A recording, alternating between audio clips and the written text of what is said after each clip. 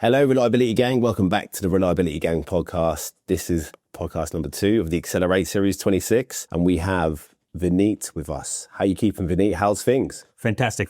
Great. Will, thank you for inviting me again. This is great to be again with you here at Accelerate 26. Last year, we spent some great time, and I think the energy continues to be infectious. How's the day been for you? How's the event been again? Just like so much energy. It has been incredible, all the way from experienced professional talking about their experiences, the community building, the meeting with customers, with people like you from media. The energy has been fantastic. But more energizing has been meeting with a whole bunch of people from early in career, from Texas Technical School. They were here. Oh, no, that was We had a fantastic conversation about what is the next generation of technicians going to look for in our devices, in our services as they build their careers. And as you know, there is a big shortage of technical skills out there. And I'm so excited about the investments we're making in that space. That kind of leads me to the next question, because obviously you look after the products, you look after kind of the innovation of them. And how do you do that with 2 different generations? Because we spoke yesterday about the different generations and reliability. But when you have to make a product that has to be designed for the older generation and the new generation,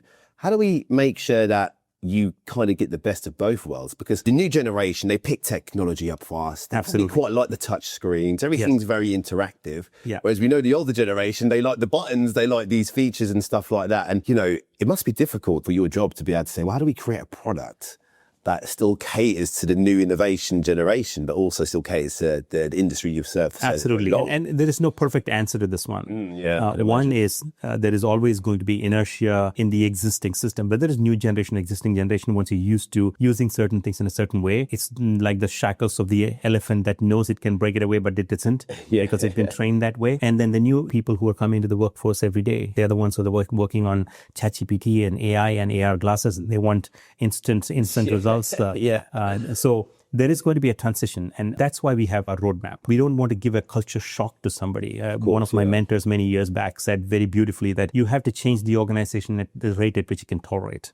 So yes, culture thing again. Culture becomes the fundamental thing. So how do we make sure we are showing the value of these technological changes to the existing people by doing experiments, showing pilots? That's what we're doing, especially on AI experiments with our existing employees, our existing customers. We're showing them, hey, here is how you can do things slightly differently, but you get the same outcomes you want in the past. So how do you do like testing with your employees and for different generations as well? Absolutely. Got some, And if you look at a technical force, most of us, especially technical customers, are aging, and new people are coming in with these expectations of fast results. How do we bridge the gap? But we want to make sure, especially in the world of reliability we are in, we don't have the ability to accept hallucination, generative AI technology, right? A volt has to be a volt. If there is a shock that hurts somebody, that is not acceptable to us as a company. Yeah, because that's hard. That's where you've really got to balance it out. And, you know, thinking for me, even from our service-based business, in terms of how do we actually even report to people? You know, the older generation probably wants the PDF report and they want to file it away in their folders, and they want to have, we've got an older engineering manager that we work with. He is so good. It's very different though. He doesn't really like the CMMS and all the portals and all the rest of it. And he likes to keep everything folderized, just a bit like you've got a filing cabinet with everything completely. And it worked for him. But then we've got the new engineering managers that really love the pools. They want to see things quite quickly, and they don't want to see all of the data, but they want to kind of see the value-driven opportunities and what the value is out of it, opposed to hiding things away. So it's really difficult to be able to cater to both, and I can see that could be a bit of a challenge for a product company, especially. You know, absolutely, and especially if you look at Fluke's history, we've been around for 78 years, and we've had all the way from the ultimate analog products to the most digital products. Yeah, of course, and the multimeters, the reference multimeters to the new ones that now have Bluetooth that you can, log straight to the CMMS system. And that goes back to your metaphor of folders. It's the same thing. We have customers, employees who are saving the data, logging in on their computers. But when you show them the value that when you attach new technology, your ability to analyze that data in a much faster way, because right now they're sitting in files. You scan them, put them in an Excel sheet, analyze the data. That's one. So the analysis becomes easier, which means pattern recognition, ability to understand insights from the data becomes easier, number one. The second one is sharing, because the power of most of the ecosystems, especially connected reliability, is the network effect of the connected ecosystem. So if your data is not connected, then your looking at siloed information and optimizing locally. If you want to do a global optimization, you want to make sure that these silos are connected to each other. So yeah, and that's kind of the revolution of AI, right? Because if we have data and it's separated, there's no way it can work in tandem. And we know for AI models to be successful that we need to take all of the data across a plant and be able to use it all together in one place, and then we can actually start to extract some extreme value out of it all. But I kind of feel like a lot of factories have the data, but you're right. How do we connect it all together? And if we haven't got a central CMMS or something that is actually able to collate that, yes. You know, and this is why I'm really in alignment with Luke's vision, because I feel like the future requires that one place where we can hold this information. Because if we don't get there, the data that we have is not really going to do anything. It's not going to have any value for us, is it? So how do you always stay on that vision when you've got so many roadblocks in the way of doing that? Because I could imagine a lot of customers that you're dealing with maybe using, for example, some alignment gear, but they might be using completely different vibration analysis equipment. And you might have a customer that might be using eMaint, for example, but they're using another supplier, because there's so many different suppliers of different equipment. How do we connect it all together if we're not in the same ecosystem? Sure. Well, first of all, the challenge of this problem is twofold. One is, especially industrial ecosystem, is a mix of legacy and new, and a significant amount of legacy. So how do we make sure bringing the legacy people along as well, not legacy people, but legacy equipment, everything into the fold of this connected ecosystem? Yeah. That is one challenge.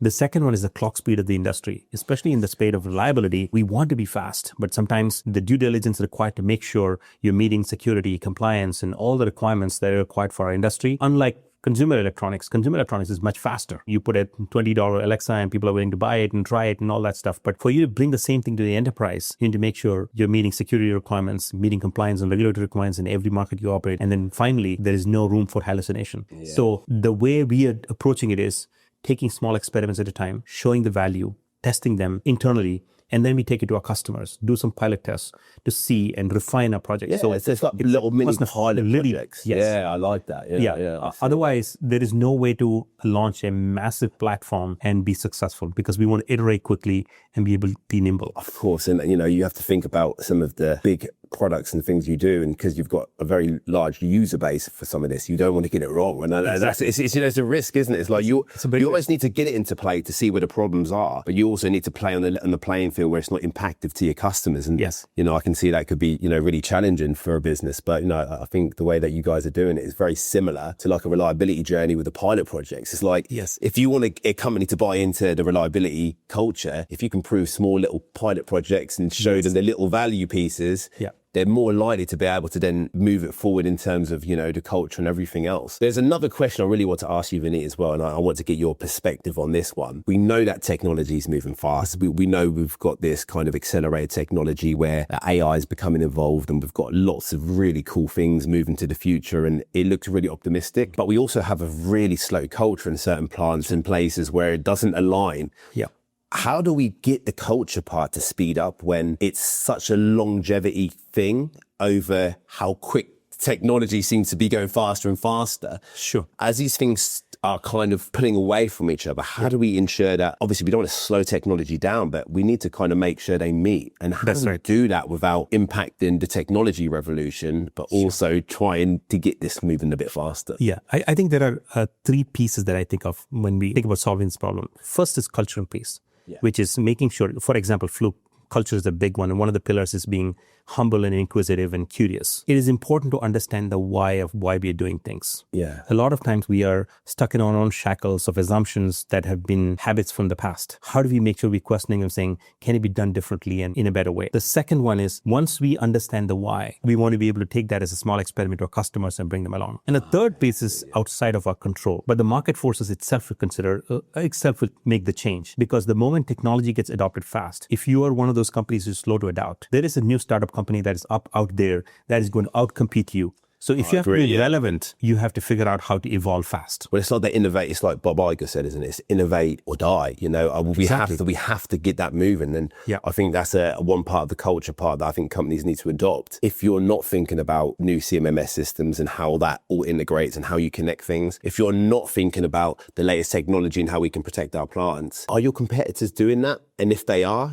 then the likelihood is they're going to be ahead of you. So I think now it becomes down to actually not the fact of being ignorant. it comes down to survival now. Absolutely. Survival and relevance. Yeah, we are competing in this market, regardless of what manufacturing company you are. You've got competitors out there probably making the same product. So we have to think about that whole part of it. It's, if you're not willing to start adopting some of these ideas, it's going to impact you in the future. And we need to start really thinking about how we adopt this new technology and how we adopt everything, moving forward. Absolutely. And there are so many vectors around this. Like people are innovating on business models. Somebody's doing cheap hardware and heavy software. Somebody's doing something else. Like Microsoft commoditized hardware in the 90s. Today, AI is commoditizing software and hardware is becoming the new cool thing. So things are changing very fast. Yeah, they are flipping around. That's very interesting you say that, actually. Yeah.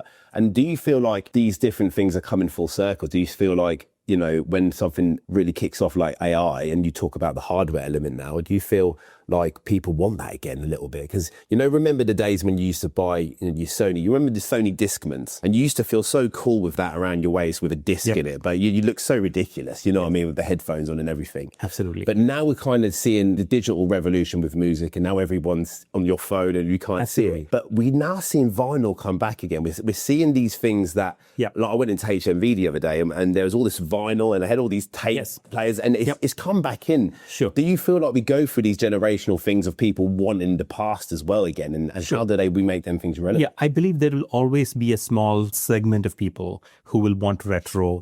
For example, there are art collectors who still want Van Gogh, and somebody in the new world might say, I need a blend of Van Gogh and Leonardo da Vinci and create something different. So I think there will always be a customer, like every stock has a customer, but will it be the mainstream? That's a key question to ask. Yeah, that's really interesting. I'm just trying to, get your perspective on that, because it does seem to, what we do seem to do is when the technology gets adopted and there's a mass adoption, you get a few people wanting to go back again. So like, is this really the way forward? It's true. So for example, I have a rotary dial phone from like old British times in my home. Okay. I love it as a collector's item. You can actually dial it.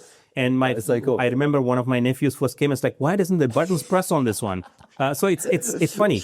But the thing is, there are some people who like to collect it and keep it, but that's not the mainstream. Yeah, it's not the mainstream. Because the connected nature and the value add that you get from the ecosystem is going to be much larger than that smaller. Because I think you could probably attribute the same to products, can't you? Because nowadays a lot of products can connect to your phone, and a lot of their technologies in the sensor, not the actual hardware. So I'll give you an example with vibration data collectors. Before you'd have an actual collector and all the rest of it. Now, for example, the rotor line, you can connect to your phone. The technology is actually in the sensors. It's not essentially in the unit that you're displaying on. Absolutely. And now that is kind of, a lot of people are like, I don't know how I feel about spending all this money, but you're not spending money on the tablet bit. You're spending it on the actual sensors. So it's also how we attribute our mindset to value, of perceived value of what we're actually buying, and it's not materialistic really. It's more in what does this product do for me? Absolutely. What the outcome for the product and that's a great way you said it, because what we want to focus on is job to be done by the customer. Yeah.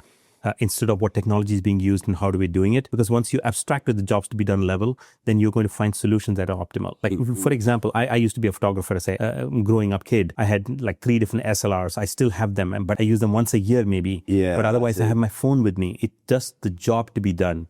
But for specific things, I might take it out, but still have it. But is the market big enough to have a large marketplace for cameras? Probably that is shrinked. Yeah, you're right. Even these devices here that I've got, these 2 DJIs, phenomenal products, because what it's allowed us to do is portability. When you're carrying a huge camera around, it's a little bit too visible. Exactly. Whereas this, you can pop it in your pocket. Yes. And it allows you also to be able to switch it long ways. If you want to do a YouTube video or you want to do short form content, we can switch it. These are the innovative products that I love. I know what you mean in the sense I've got a nice, expensive Sony camera that you still can't sometimes replace the feeling of what that is. But I do feel that you're right in terms of that convenience is still outweighs the value of having something that is sentimental. But I think I suppose it's the new way of trying to love our products and love the innovation that it kind of brings through everything of that with what we're doing as well. Yeah, absolutely. So Vinit, I want one last question. If you had any advice to anyone coming into the industry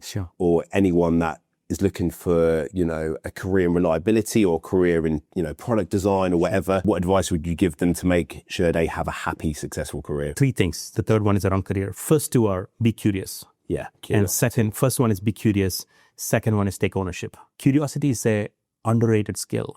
The ability to get into any situation, understand what's going on, dive deep into it. Because the moment you understand the basics and if you can communicate in a simple manner, you've truly understood the situation. So one is be curious so that you can really understand the why behind something is done. The second one is taking ownership, especially people coming into in new careers. You will come into some department in the early stage of your career. And all innovation happens at the intersection of different functions. And if you're not looking cross functions and taking ownership, then you're going to be best at making the next cookie, but not looking at making a cookie factory. Yeah, I see. So how do you make sure you're undershooting yourself? Ownership. Yeah, ownership. And the last piece is career. If you have the first two right and know that the career is never a linear graph, you have to follow your passion, build on it, and then sometimes things will not be right, and sometimes you'll have to take a detour. But it's part of the journey. Yeah. But if you expect that journey, next year I want to be the senior manager, third year I want to be president, it doesn't happen that way. It doesn't happen that way. So being cognizant of that fact early on in your career gives you the flexibility to do the right things that make sense, that you feel like that's the right thing for your customer and you're passionate about it. Thank you so much. That is a really, really good answer. I took a lot away from today, actually. That was a really great discussion. Thank you so much, Vineet, for your time. Incredible conversation, which I'm sure that everyone's really going to enjoy. So thank you, Vineet. I appreciate it. Yeah, thank you.